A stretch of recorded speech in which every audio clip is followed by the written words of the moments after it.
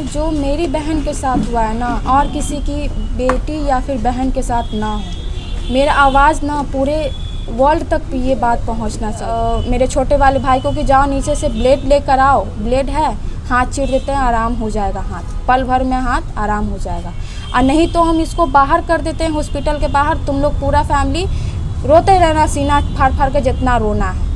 Hospital के बाहर दौड़ के डॉक्टर के पास जाते थे। डॉक्टर को बोले कि एक बार चलकर देख लीजिए।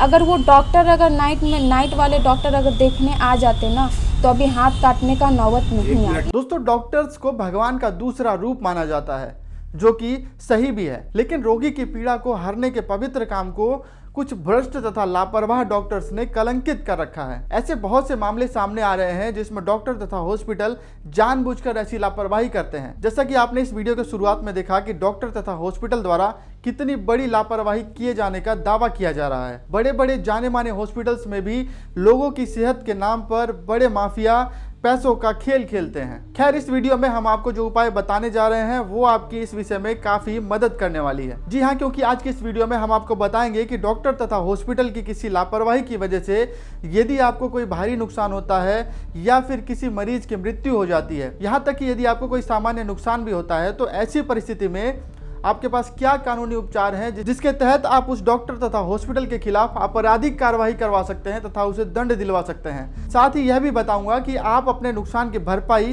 कैसे करवा सकते हैं। पहले बात करते हैं कि डॉक्टर तथा हॉस्पिटल की लापरवाही के वजह से किसी मरीज के सामान्य नुकसान की, जिसमें लापरवाही की वजह से मरीज को होने वाली दिक्कत टेम्पररी यानी अस्थायी होती है।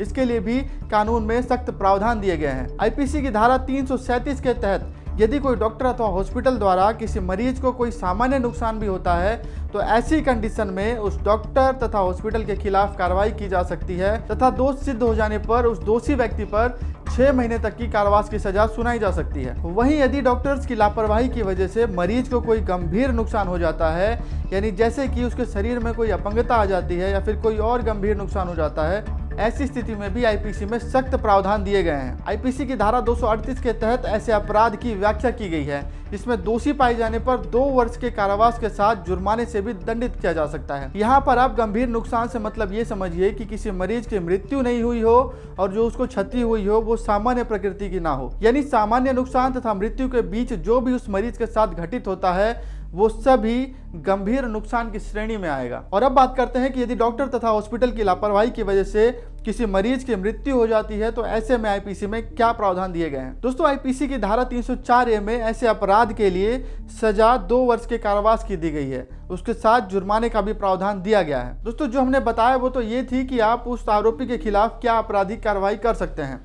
यहाँ पर मैं आपको एक जरूरी बात और बता दूं कि डॉक्टर तथा हॉस्पिटल आईपीसी की धारा 80 तथा 88 के तहत अपना बचाव करने का प्रयास करते हैं, जिसमें यह स्पष्ट लिखा हुआ है कि यदि डॉक्टर तथा हॉस्पिटल सद्भावना पूर्वक सही तकनीक से तथा उस मरीज तथा उसके परिजन को पूरी जानकारी देकर कि उस ऑपरेशन अथवा उस इलाज से उसको क्या कॉम्प्लिकेशंस हो सकते हैं, उस पर यदि उसका परिजन सहमति दिखाता है और उसके आधार पर यदि उसका उपचार किया जाता है और ऐसे में मरीज का कोई नुकसान हो जाता है, तो ऐसी परिस्थिति में उस डॉक्टर तथा हॉस्पिटल को अपराधी नहीं माना जाएगा। और ऐसे केसेस जब कोर्ट में जाते हैं तो ज्यादातर मामलों में डॉक्टर तथा हॉस्पिटल इन्हीं 2 धाराओं को अपना हथियार बनाते हैं। ऐसे में आपको क्या ध्यान रखना चाहिए? ऐसे में आपको ध्यान ये रखना चाहिए कि जब भी कोई ऑपरेशन या कोई सीरियस उपचार किसी हॉस्पिटल में कराया जाता है, तो वो मरीज से या फिर उसके परिजन से फॉर्म फिल कराते हैं जिसमें उस उपचार से संबंधित तमाम कॉम्प्लिकेशंस तथा शर्तें लिखी हुई होती हैं और मरीज तथा उसके परिजन को उस फॉर्म पर साइन करने के लिए कहा जाता है।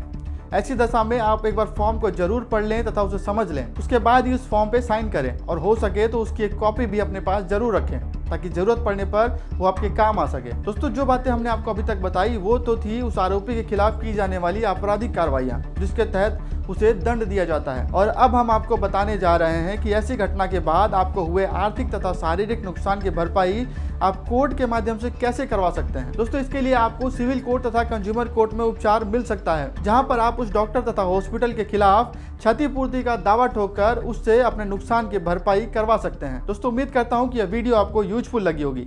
ऐसे ही और भी कानून से संबंधित जानकारी के लिए हमारे चैनल को जरूर सब्सक्राइब कर दें। साथ ही आपसे यह भी निवेदन है कि इस वीडियो को अन्य लोगों के साथ भी जरूर शेयर करें।